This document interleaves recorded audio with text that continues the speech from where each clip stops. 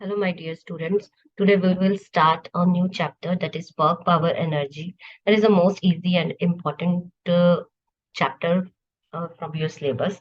It's a very scoring chapter because in this chapter we you will get only 8 to 10 questions which are repeated continuously. ठीक है. So हम लोग आज ये chapter start करते हैं. As you know, that's your paper is on the 6th January. And it's a revision type of questions, right?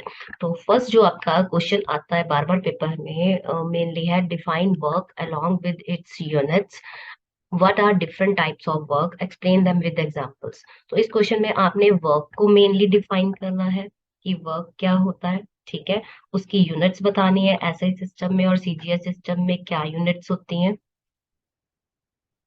और उसकी टाइप्स बतानी है कि पॉजिटिव वर्क है, नेगेटिव वर्क है कि जीरो वर्क है, राइट? विद द एग्जाम्पल्स और साथ में इसकी एग्जाम्पल्स भी देनी है. तो यहाँ पे हम पहले इसकी डेफिनेशन करते हैं. The very simple definition work की है. तो यहाँ पे जो मेन मेन इंपॉर्टेंट जो आपने पेपर पॉइंट ऑफ व्यू से लिखना है बस मैं उसको अंडरलाइन कर लेती हूँ. ठीक है, ताकि आपको पता चल जाए कि हमने कितना को पेपर में लिखना है, कितनी रिक्वायरमेंट है हमारी. तो पहले उसने वर्क की डेफिनेशन पूछी है. तो वर्क क्या है कि जब भी आप किसी चीज के ऊपर देखो फोर्स लगाते हो. अब जैसे ये ब्लॉक पड़ा हुआ है, इसके ऊपर आपने फोर्स लगाई इस डायरेक्शन में. एफ की डायरेक्शन देखो, फोर्स वेक्टर क्वांटिटी है.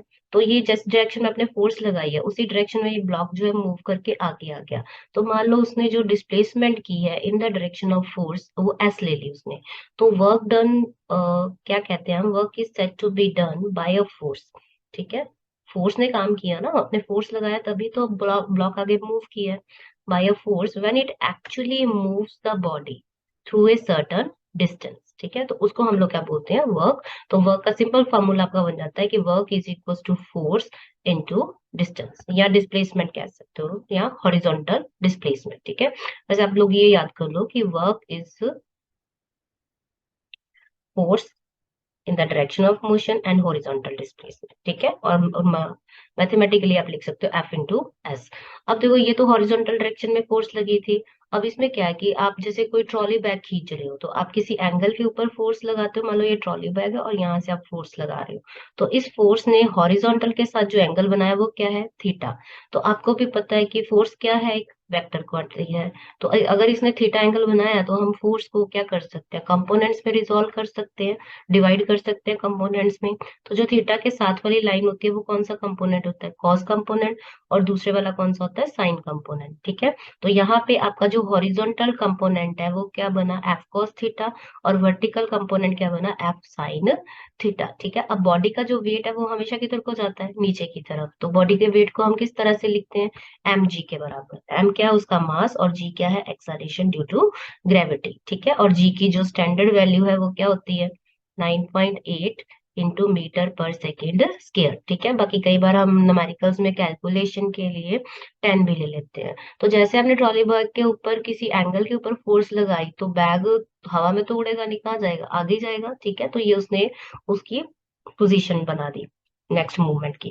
तो यानी कि आपने जो बैग लिया है, जो और आप फोर्स लगा रहे हो किसी एंगल के ऊपर, तो फोर्स के किस कंपोनेंट ने इसको आगे मूव करने में हेल्प करी. तो इसको हम लोग बोलते हैं हॉरिजॉन्टल कंपोनेंट. और जो ऊपर वाला है उसको क्या बोलते हैं, वर्टिकल कंपोनेंट.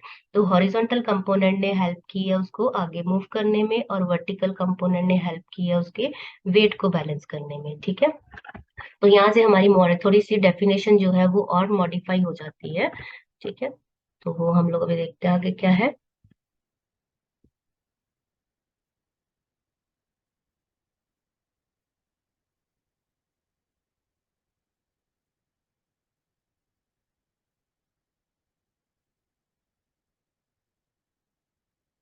ठीक है. तो यहाँ पे देखो क्या बना. तो यहाँ पे फोर्स को यहाँ पे उसने बता भी दिया आपको कि फोर्स क्या है, वेक्टर क्वांटिटी है जिसको आपने रिजॉल्व किया है दो म्यूचुअली परपेंडिकुलर कंपोनेंट्स में. पर म्यूचुअली मतलब परपेंडिकुलर का मतलब क्या होता है कि दोनों के बीच में एंगल कितना है, 90 डिग्री. ठीक है. उसको परपेंडिकुलर बोलते हैं हम लोग. तो एफ एक्स जो है यानी कि एक्स डायरेक्शन की तरफ जो कंपोनेंट है वो एफ कॉस थीटा है और जो वाई की तरफ है वो कौन सा है, एफ साइन थीटा. ठीक है। तो यहाँ पे जो आपका हॉरिजॉन्टल कंपोनेंट है, यानी उसने आगे मूव करने में हेल्प किया, तो सिंपल फोर्स की जगह आप क्या लिखोगे, एफ एक्स, यानी कि F cos theta into S. और आपको भी पता है यहाँ से हमारा ये फॉर्मूला थोड़ा सा मॉडिफाई हो जाता है। दैट इज, हमने पहले कहा था कि work is force into displacement ना, तो अब ये क्या बन जाएगा, आपको पता है ए वेक्टर डॉट बी वेक्टर क्या होता है, ए बी कॉस थीटा। यानी कि अगर फार्मूले में कॉस कंपोनेंट आता है तो वो दोनों वेक्टर्स का क्या होता है, डॉट प्रोडक्ट होता है। तो यहीं से हम लोग इसको मॉडिफाई कर देते हैं कि work done is the dot product of the force and displacement. ठीक है, तो ये आपने डेफिनेशन साथ में इसकी लिख देनी, और ये 1 मार्क पे क्वेश्चन भी आता है कि work is the dot product of force and displacement, या work is the product of force and horizontal displacement. ठीक है, उसके बाद वर्क क्या है ये लिख देना आपने, स्केलर क्वांटिटी है, और इसका डायमेंशनल फार्मूला क्या है, m1l2t-2। तो ये कैसे आता है, फोर्स का जो डायमेंशनल फार्मूला वो होता है m1l1t-2, और उसको आपने क्या किया, लेंथ डिस्प्लेसमेंट के साथ मल्टीप्लाई कर दिया। तो जब इसको करोगे आप लोग सॉल्व, तो m1l 1 पावर यहाँ से 1 पावर यहाँ से, दोनों पावर्स क्या हो जाएंगी, ऐड हो जाएंगी, t-2। ठीक है, तो ये आपके क्या बन गया फॉर्मूला, m1l2t-2, ये वर्क का डायमेंशनल फॉर्मूला बन गया। तो ये आपका फर्स्ट चैप्टर में भी यूज हो जाएगा। ठीक है, सॉरी बेटा। तो नेक्स्ट है आपका कि आपने यूनिट्स को डिफाइन करना है यहाँ पे। तो यूनिट्स के लिए आप लोग,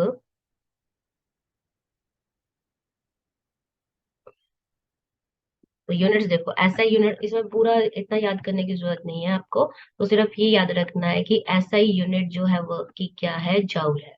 ठीक है, फोर्स इंटू डिस्टेंस है, तो फोर्स वर्क डन आपने क्या कहा है, एफ इंटू एस का है ना, तो फोर्स की यूनिट ऐसे में क्या है, न्यूटन। ठीक है, तो ये देखो न्यूटन है, और डिस्टेंस की क्या है, मीटर है। तो न्यूटन इंटू मीटर जो है वो क्या बन गया, जॉल बन गया। तो यहाँ से इसकी आपने बस डेफिनेशन लिखनी है कि 1 joule of the work is 1 joule work is said to be done by a force of कितनी फोर्स, 1 न्यूटन की। ठीक है, जब वो क्या करे, when it displaces the body through 1 meter in the direction of force. या इसको अगर आपने इजी लैंग्वेज में भी लिखना है तो वो लिख सकते हो कि 1 joule work is said to be 1 joule by a body when a force of 1 Newton displaces the body through 1 meter in its direction। ठीक है, ये भी लिख सकते हो। क्या लिखना है मैं फिर से बोल देती हूँ, आप नोट डाउन कर सकते हो। That is, work is said to be 1 joule when a force of 1 Newton displaces the body through 1 meter in its direction। ठीक है, ऐसे ही फिर आप सीजीएस यूनिट लिख सकते हो। सीजीएस यूनिट क्या है, अर्ग है, और फोर्स की यूनिट क्या होती है सीजीएस में, डाइन, और डिस्टेंस की क्या होती है, सेंटीमीटर। तो अर्ग क्या बन गया, डाइन इंटू सेंटीमीटर। तो यहाँ से अर्ग को आप डिफाइन कर दोगे कि अर्ग क्या है, one work is said to be done one erg when a force of 1 dyne displaces the body through 1 centimeter in its direction। ठीक है, तो ऐसा ही यूनिट, और इसमें रिलेशन क्या है, 1 joule इज इक्वल टू 10⁻⁷ अर्ग। और ये डायमेंशनली भी प्रूफ करने के लिए मोस्ट इंपॉर्टेंट क्वेश्चन है फर्स्ट चैप्टर का। ठीक है, उसके बाद आपने देखो, आपने क्या पढ़ा है यहाँ पे कि वर्क जो है वो क्या है, एफ एस कॉस थीटा, यानी कि ये डिपेंड करता है एंगल के ऊपर। तो एंगल के ऊपर डिपेंड करते हुए हम लोग इसके टाइप्स को डिफाइन करते हैं, पॉजिटिव वर्क, नेगेटिव वर्क और जीरो वर्क। तो पॉजिटिव वर्क कब होगा, जब थीटा क्या है, that is a acute angle. ठीक है, ये कंडीशन होगी पहली कंडीशन कि थीटा क्या है, लेस देन 90 डिग्री, तो वर्क डन क्या होगा, पॉजिटिव। ये देखो, थीटा लेस देन 90 डिग्री। ठीक है, तो वर्क डन क्या हो जाएगा, पॉजिटिव हो जाएगा। दूसरी कंडीशन क्या है कि जब एफ और एस, ठीक है, सेकेंड कंडीशन क्या है, जब F and S will be in same direction, बस जिस डायरेक्शन में आपने फोर्स लगाई है उसी डायरेक्शन में अगर मोशन हो बॉडी का, तो आप उसको क्या कहोगे, पॉजिटिव वर्क। ठीक है, तो यहाँ डिफरेंट एग्जांपल है, जैसे देखो, when a body falls freely under gravitational pull. अब ग्रेविटी क्या करती है, बॉडी को हमेशा नीचे की तरफ खींच दिया, और बॉडी फॉल कर रही है नीचे की तरफ ही, तो दोनों की डायरेक्शन सेम हो गई ना, मोशन की भी और फोर्स की भी। तो वहां पे वर्क डन क्या हो गया, positive. When a horse pulls a cart, ठीक है, जब आप on a level road, work done, horse भी फोर्स आगे की तरफ लगा रहा है, और जो कार्ट है वो भी आगे की तरफ जाता है, तो वर्क डन उसमें क्या होगा, पॉजिटिव होगा।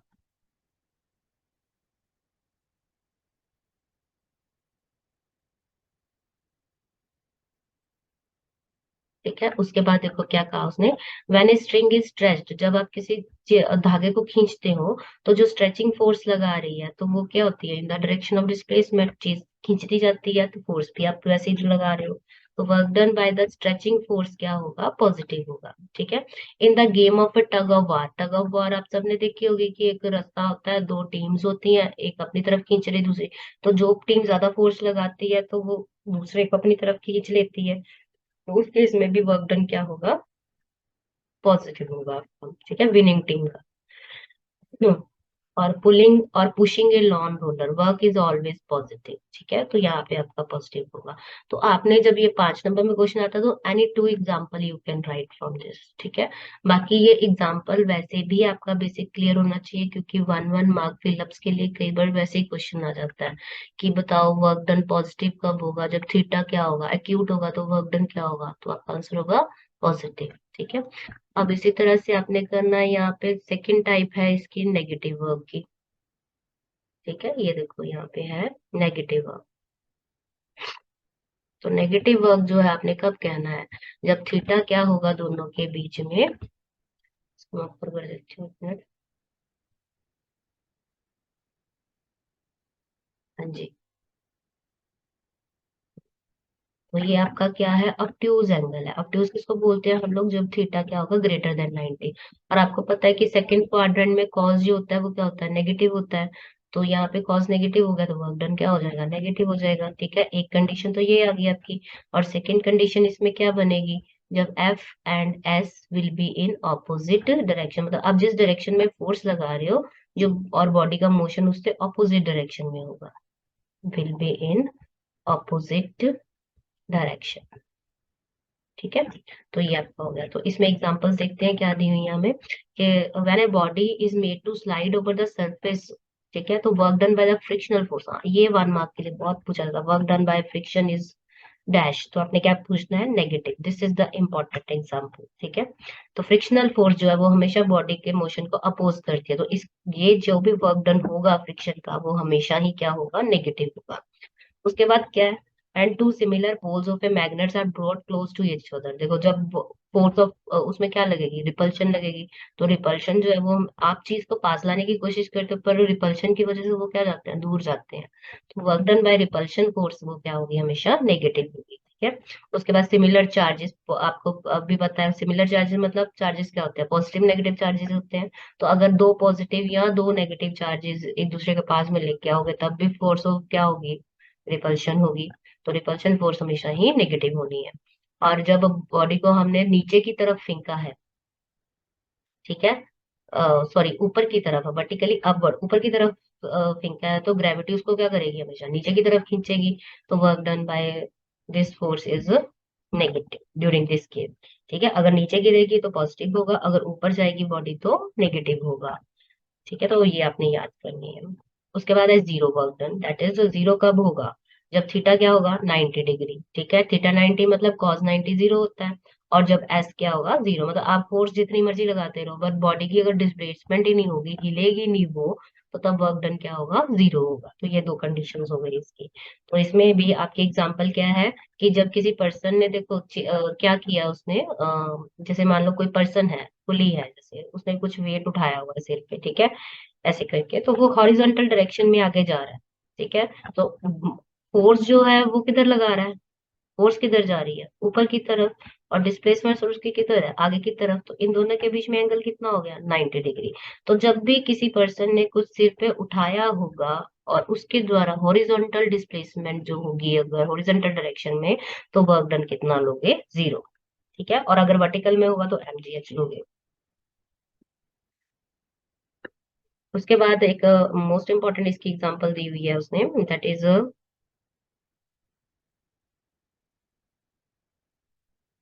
क्लियर कर देती हूँ क्लियर। हाँ, सेकंड एग्जांपल देखो इसमें क्या है, work done when a body moves along a circular path, जब बॉडी सर्कल में घूमेगी, ठीक है, तो उसमें work done by the tension in the string क्या होगी, जीरो। या work done by the centripetal force, word friction आ जाए तो नेगेटिव, सेंट्रीपिटल फोर्स आ जाए तो जीरो वर्क डन। ये तो याद रखनी ही रखनी है बातें। फॉर फिलअप्स मोस्ट इंपॉर्टेंट बात है, ठीक है। तो सेंट्रीपिटल फोर्स आपको पता है कि हमेशा किधर को लगती है, टुवर्ड्स द सेंटर। और उस केस में जो डिस्प्लेसमेंट है वो क्या होती है, टेंजेंशियल होती है आपकी, ठीक है। जैसे आप छोड़ोगे चीज को तो वो उधर की तरफ फ्लाई ऑफ करेगा टेंजेंशियली, जिधर को आपने छोड़ा है सर्कल में, ठीक है। अगर इस डायरेक्शन में छोड़ा तो इधर को फ्लाई ऑफ कर देगा, इधर छोड़ा तो यहाँ पे डिस्प्लेसमेंट हो जाएगी, इस पॉइंट के ऊपर यहाँ डिस्प्लेसमेंट हो जाएगी, अगर आप इस तरह से एंटी क्लॉकवाइज में इसको घुमा रहे हो, ठीक है। यानी कि उस केस में एंगल कितना हो गया आपका, 90 डिग्री, एफ और एस के बीच में, तो आपका वर्क डन क्या हो गया, 0, ठीक है। उसके बाद आप अगर किसी वॉल को धक्का मारते हो या किसी भारी चीज को खींचते हो पर वो हिलती नहीं है, तो भी वर्क डन क्या होगा, 0 होगा, क्योंकि एस उस केस में क्या है, 0 है, ठीक है। तो ये सारी आपने एग्जाम्पल, ये आपका 5 नंबर का पूरा क्वेश्चन है, और 1 1 मार्क के लिए आपके एग्जाम्पल्स इंपॉर्टेंट है, ठीक है। और साथ में बेसिक के लिए देखो, सिंपल से न्यूमेरिकल्स है, वेरी इजी न्यूमेरिकल्स है। कहता कि एक पर्सन है, उसने सूटकेस लिया हुआ, उसका कितना वेट है, 30 kg है, उसने हेड पे उठाया हुआ, और वो आगे कितना जा रहा है, 10 मीटर। एक बार वो जा रहा है हॉरिजॉन्टल डायरेक्शन में, एक बार वो जा रहा है वर्टिकल में। जब तो हॉरिजॉन्टल डायरेक्शन में है, तो हॉरिजॉन्टल डायरेक्शन में तो आपका सीधा ही आंसर क्या आ जाना है, 0, क्योंकि एंगल कितना आ जाना उसके इसमें, 90 डिग्री, ठीक है। तो फोर्स उसको कितनी लगानी पड़ेगी, जितना उसका वेट होगा, तो वेट जो है वो कितना होता है, mg के बराबर। m दिया हुआ है आपको, g की वैल्यू 9.8 है, पहले फोर्स निकाल लिया आपने, ठीक है। नेक्स्ट आगे देखते हैं।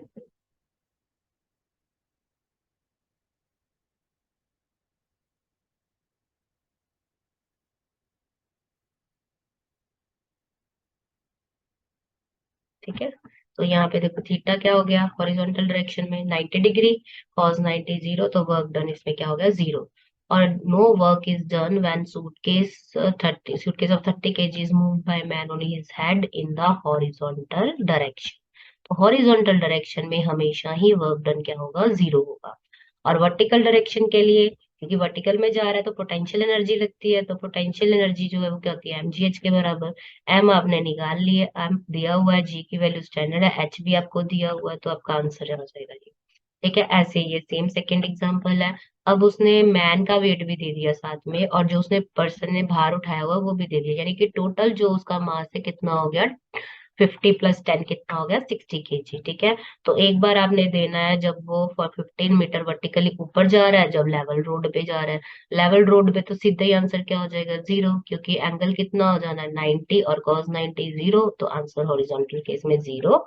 और इस केस में mgh, वर्टिकल में mgh पुट करना है आपने, ठीक है। तो पुट करके आपका ये आंसर आ जाएगा। तो थर्ड जो आपकी एग्जाम्पल है, थर्ड भी वेरी इजी है।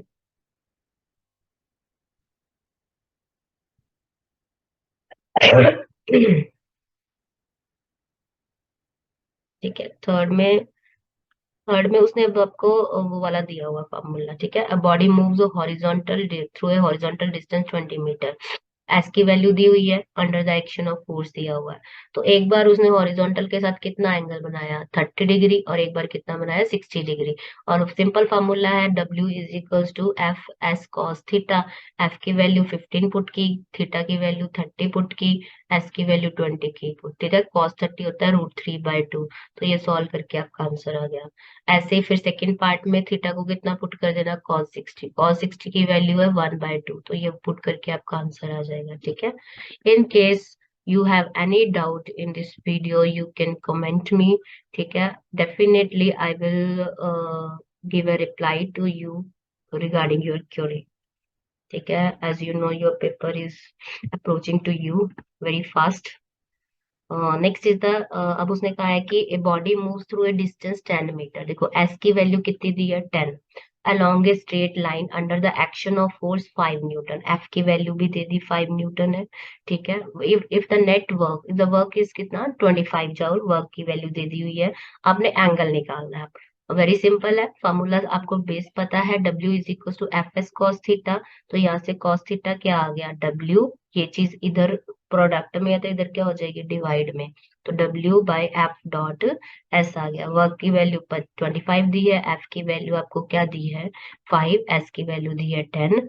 तो आपने इसको सॉल्व करके 1/2 आ गया। तो आपने ये देखना है अब कि कॉस की वैल्यू 1/2 किस एंगल के ऊपर होती है, तो ये हमें पता है। तो ये इनवर्स ट्रिग्नोमेट्री होगी आपकी, theta equals to cos inverse ये जो -1 लिखा है कि कॉज इनवर्स है 1/2 60 डिग्री, ठीक है। एंगल कितना आ गया आपका 60 डिग्री आ गया। उसके बाद नेक्स्ट है आपका, अब आपको ये दिया हुआ है एफ की वैल्यू दी हुई है 4i कैप -2j कैप, और एस की वैल्यू दी है 3i कैप +4k कैप। तो वर्क डन होता है F.S।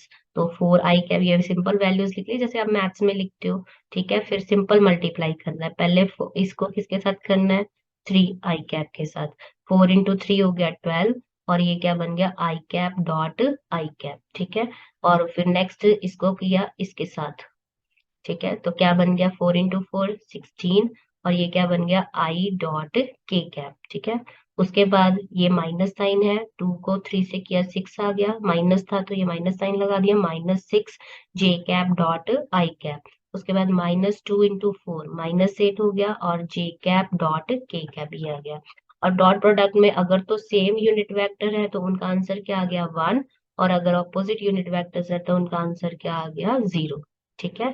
तो ये सॉल्व करके आपका क्या रह गया, सिर्फ यही टर्म रह जानी है पहली वाली, तो 12 आ, ठीक है। 12 यूनिट्स आंसर लिख दिया उसने। उसके बाद है आपने अमाउंट ऑफ वर्क डन करना है, एम दिया हुआ है, मास दिया हुआ है, और हाइट दी हुई है। तो वर्क डन का सिंपल फॉर्मूला mgh, एम की वैल्यू 1, जी की वैल्यू स्टैंडर्ड 9.8, एच जो है वो 10 दिया हुआ, तो 98 जूल आंसर आ गया। उसके बाद ये एग्जाम्पल 7 जो है ये इंपॉर्टेंट है, ये आपके पेपर में आई हुई है, ठीक है।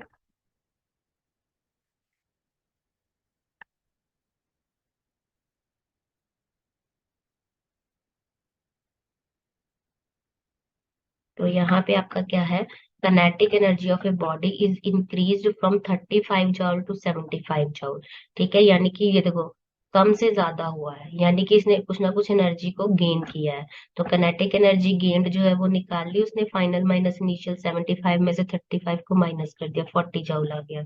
तो ये हमारे पास वर्क एनर्जी थ्योरम होती है कि जो भी कनेटिक एनर्जी गेन करती है बॉडी वो वर्क डन के बराबर होती है, ठीक है। तो यहाँ से वर्क डन जो है वो किसके बराबर है, F.S के बराबर है।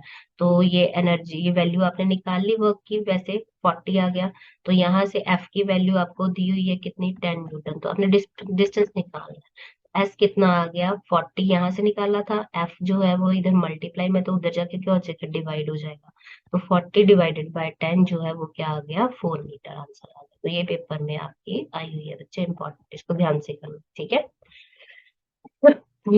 सॉरी।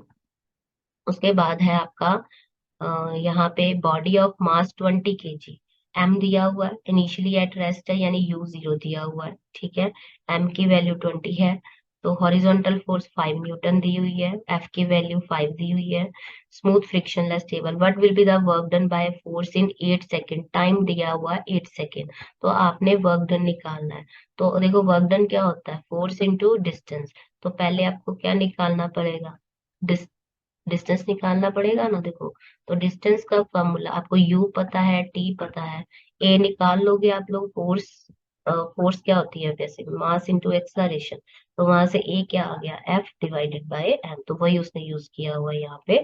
तो आपके पास इक्वेशन ऑफ मोशन है, that is S = UT plus half AT²। तो इसमें यू पता है, टी भी पता है, ए आपने यहाँ से निकाल लिया है, ठीक है। तो एस निकल जाएगा, और एफ के साथ मल्टीप्लाई करके आपका आंसर आ जाएगा।